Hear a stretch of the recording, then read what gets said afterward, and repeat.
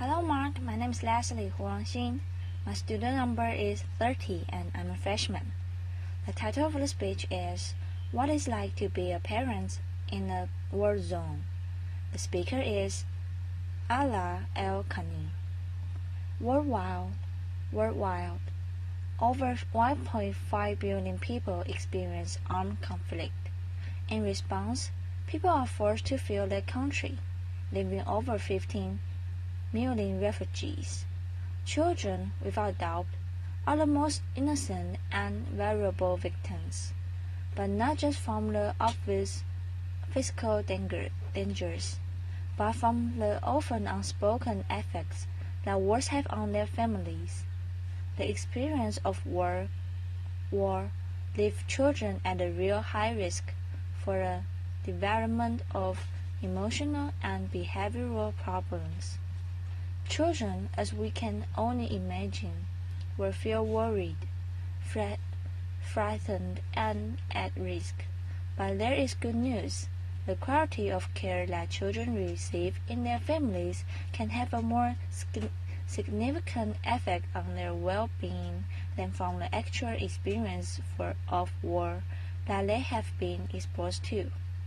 So actually, children can be protected by warm, secure parenting during and after conflict. In 2011, I was a first-year PhD student in the United States of Manchester School of Psychological Sciences. Like many of you here, I watched the crisis in Syria unfold in front of me on the TV. My family is originally from Syria, and very early on, I lost several family members in really horrifying ways. I sit and I gather with my family and watch the TV. We've all seen those scenes, bombs destroying buildings, chaos, destruction, and people screaming and running. It was always the people screaming and running that really got me the most, especially those terrified-looking children. I was mother to two young, typically inquisitive children. They were 5 and 6 then, and at an age where they typically ask lots and lots of questions and expect real, convincing answers. So I began to wonder what it might be like to parent my children in a war zone and a refugee camp. Would my children change? Would my daughter's bright, happy eyes lose their shine? Would my son's really relaxed and carefree nature become fearful and withdrawn? Would I cope? Would I change? As psychologists and parent trainers, we know that arming parents with skills in caring for their children can have a huge effect on their well-being, and we call this parent training. The question I had was, could parent training programs be useful for families while they were still in war zones or refugee camps? Could we teach them with advice or training that will help them through these struggles? So, I approached my PhD supervisor, Professor Rachel Clem, with the idea of using my academic skills to make some change in the real world. I wasn't quite sure what exactly I wanted to do. She listened carefully and patiently, and then to my joy she said, "If that's what you want to do, and it means so much to you, then let's do it. Let's find ways to see if parent programs can be useful for families in these contexts."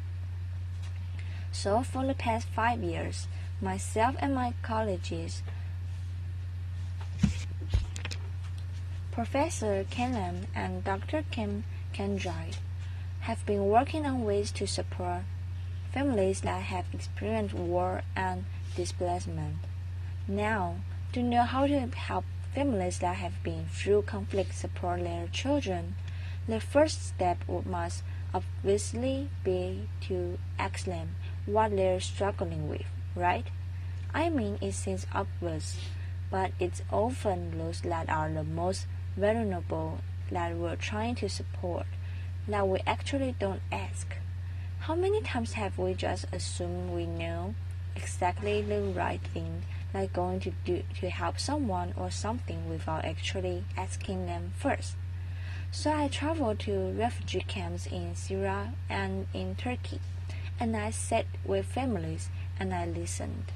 I listened to their parent challenges, I listened to their parents' struggles, and I listened to their call for help. And sometimes I would just pause, and as I could do was hold hands with them and just join them in silent crying and prayer. They told me about their struggles. They told me about the rough, harsh refugee camp conditions that made it hard to focus on anything but practical chores like collecting clean water. They told me how they watched their children withdraw, the sadness, depression, anger, bedwetting, thumb-sucking, fear of loud noises, fear of nightmares, terrifying nightmares. These families had been through that we had been watching on the TV. The mothers, almost half of them were now widows of war, or didn't even know if their husband were dead or alive. Described how they felt they were coping so badly. They watched their children change, and they had no idea how to help them. They didn't know how to answer their children's questions. What I find incredibly astonished and so motivational was that these families were so motivated to support their children. Despite all these challenges they faced, they were trying to help their children. They were helping attempt at seeking support from NGO workers, from refugee camp teachers, professional medics, other parents. One mother I met had only been in a camp for 4 days and had already made 2 attempts at seeking support for their 8-year-old daughter who was having terrifying nightmares. But sadly, these attempts are almost always useless. Refugee camp doctors, when available, are almost always too busy or don't have the knowledge of the time left for basic parenting supports. Refugee camp teachers and other parents are just like them, part of a new refugee community who's struggling with new needs. So then we began to think, how could we help these families? The families were struggling with things much bigger than they could cope with, and Syrian crisis made it clear how incredibly impossible it would be to reach families on an individual level. How else could we help them? How would we reach families at a population level and low cost in these terrifying times? After hours of speaking to NGO workers, one suggests a fantastic, innovative idea of distributing parents' information leaflets via bread wrappers. Bread wrappers that were being delivered to families in a conflict zone in Syria by humanitarian workers. So that's what we did. The bread wrappers haven't changed at all in their appearance, except for the addition of 2 pieces of paper. One was a parent information leaflet that had basic advice and information that normalized to the parent what they might be experiencing and what their children might be experiencing. and information on how they could support themselves and their children, such as information like spending time talking to your child, showing them more affection, being more patient with your child, talking to your children. The other piece of paper was a feedback questionnaire, and of course, there was pen.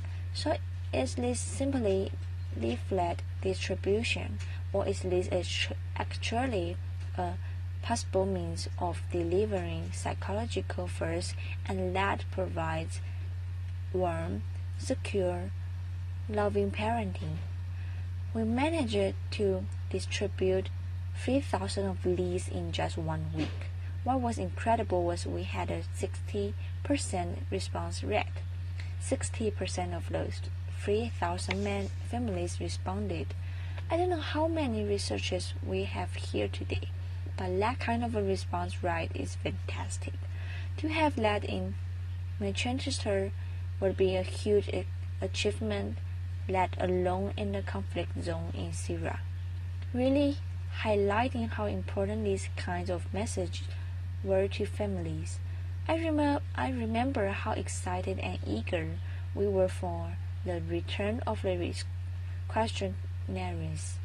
The families had left hundreds of messages, most incredibly positive and encouraging. But my favorite has got to be, "Thank you for not forgetting about us and our children."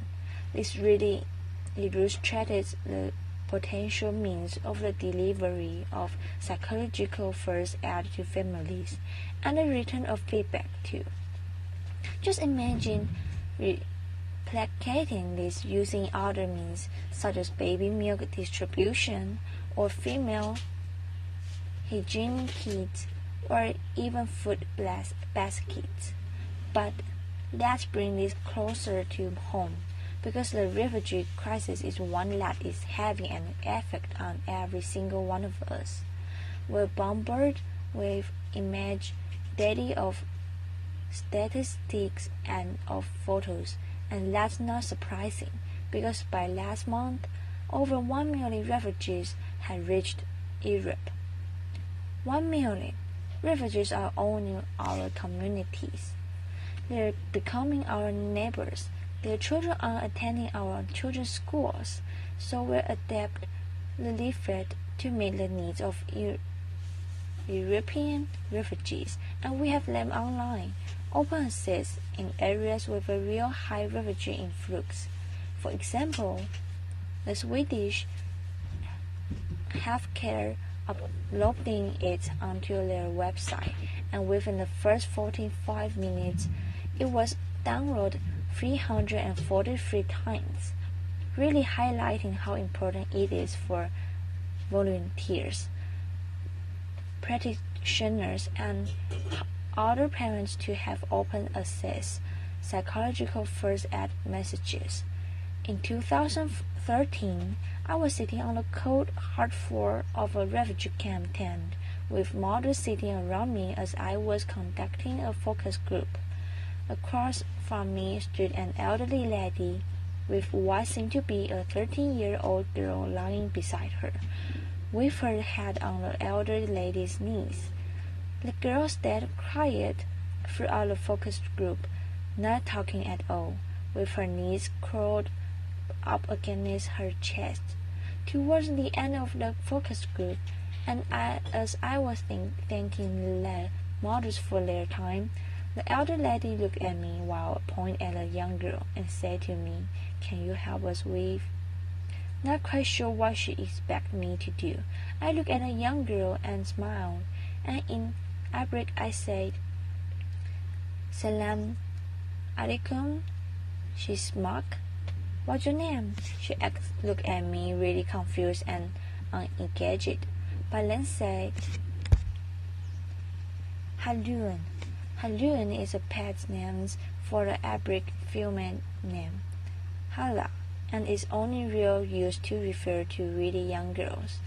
At that point, I realized that actually Aala was probably much older than 13. It turns out Aala has a 25-year-old mother to 3 young children. Aala had been a confident, bright, bubbly, loving, caring mother to her children. But the world had changed all of that. She had lived through bombs being dropped in her town. She had lived through explosions when fighter jets were flying around their building, dropping bombs. Her children would be screaming, terrifying from the noise. Aala would frantically grab pillows and cover her children's ears to block out the noise, all the while screaming herself. When they reached the refugee camp and she knew they were finally in some kind of safety, she completely withdrew to acting like her old childhood self. She completely rejected her family, her children, her husband. Aala simply could no longer cope. This is a parenting struggle with a real thought ending, but sadly, it's not uncommon. Those who experience armed conflict and displacement will face serious emotional struggles, and that's something we can all relate to. If you have been through a devastating time in your life, if you have lost someone or something you really care about, how would you continue to cope? Could you still be able to care for yourself and for your family? Given that the first years of a child's life are crucial for healthy physical and emotional development, and that 1.5 billion people are experiencing an armed conflict, many of whom are now joining our communities, we cannot afford to turn a blind eye to the needs of those who are experiencing war and displacement.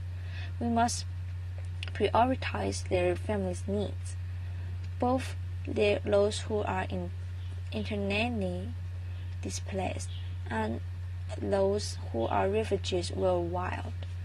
These needs must be